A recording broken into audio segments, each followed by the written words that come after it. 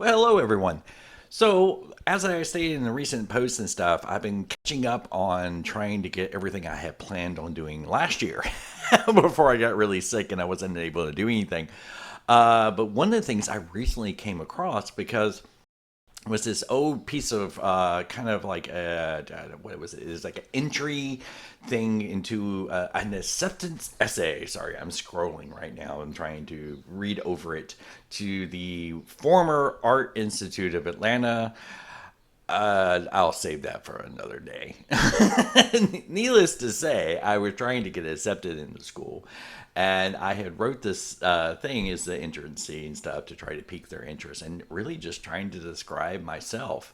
And that's one of the things I've been trying to do a lot more lately. I had planned on doing that last year, like just letting people know my story and where I came from and why. And sometimes maybe it will inspire somebody, or somebody might be like, oh, that's why he's so crazy. Or they might not even care. So, but I want to read this over to you because it kind of just touches base on some things, at least what I was 20 years ago, on my mindset when I went to school for animation and everything, but kind of the way that I still have been. So let me quickly read through this to you. Hopefully it won't be too long and I can edit this very well. Maybe I'll throw some music or something on top of it so it won't be so boring with my voice. Anyway, without further ado, it began as many other creative people like me when I was a child, engulfed in my imagination and bursting with curiosity of the world around me. Late at night, I would lose myself in far off places, distant worlds, and heroic ventures that scrolled across the screen of my family's television set. Worlds of aliens, galaxies far, far away, and boldly going where no man had gone before. It was through these worlds and times that I felt a kinship to, an understanding that there is something out there, something more, something that must be said. It was then and there the passion of being a storyteller took over my heart. For the years that followed, I began trying to draw and write these worlds and places that I envisioned in my mind's eye. I took art classes throughout middle and high school to better my craft of portraying these places and the people I wanted to share.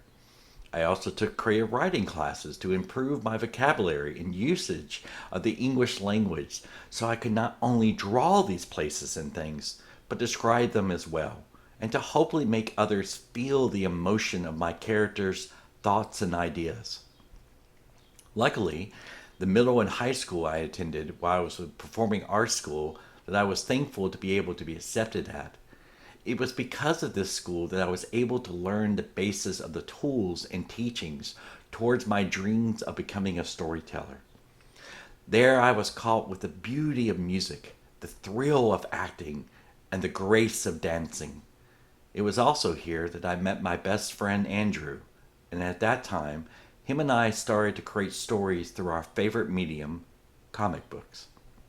For a long time, Andrew and I created characters in distant worlds through our art assignments in our visual art classes.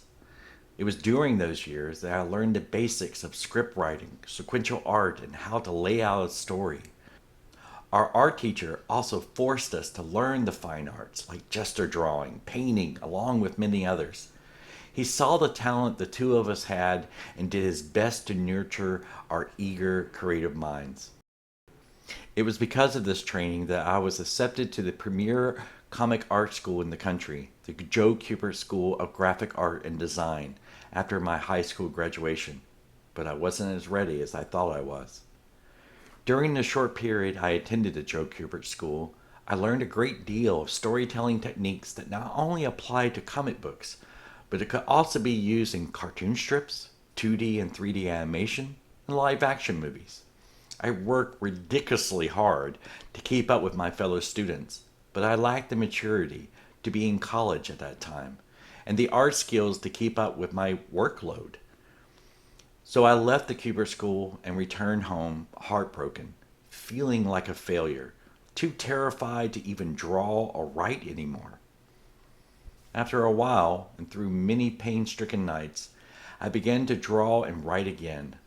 Once again, I felt the desire, the hunger to have something to say to the world.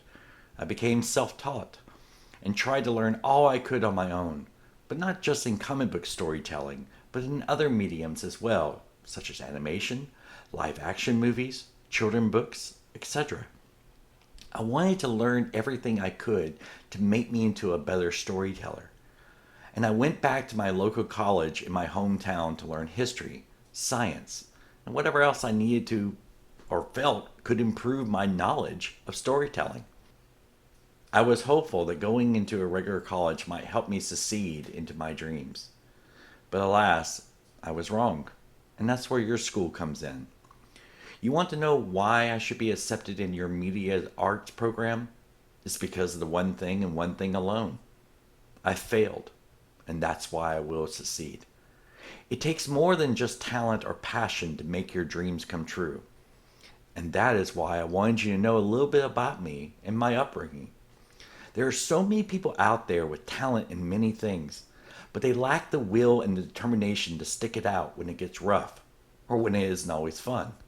But me, I know it would take hard work to succeed in what I want to do, and I would do whatever it takes to make it.